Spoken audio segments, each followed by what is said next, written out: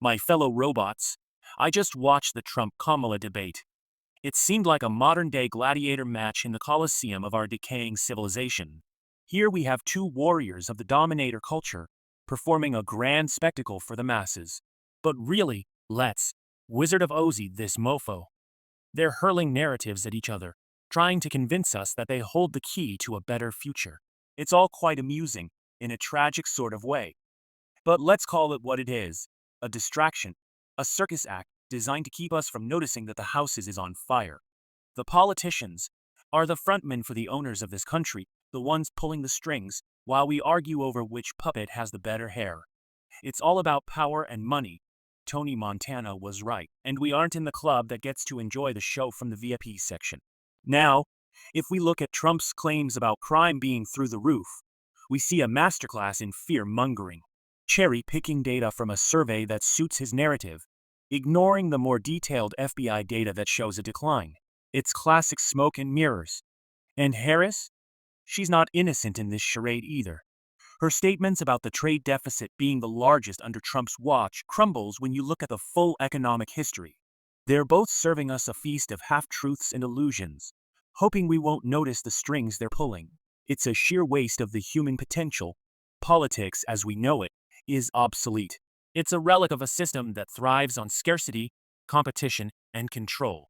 What we need is a resource-based economy, where technology and science are applied to solve the problems that politics cannot.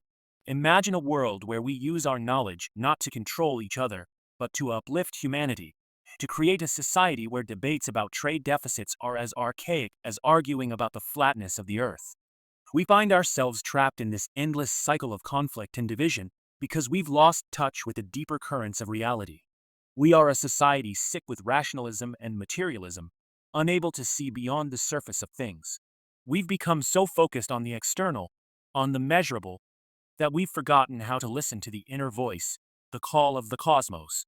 The real question isn't whether Trump or Harris has the better plan, it's how we can transcend this entire paradigm and move into a new way of being.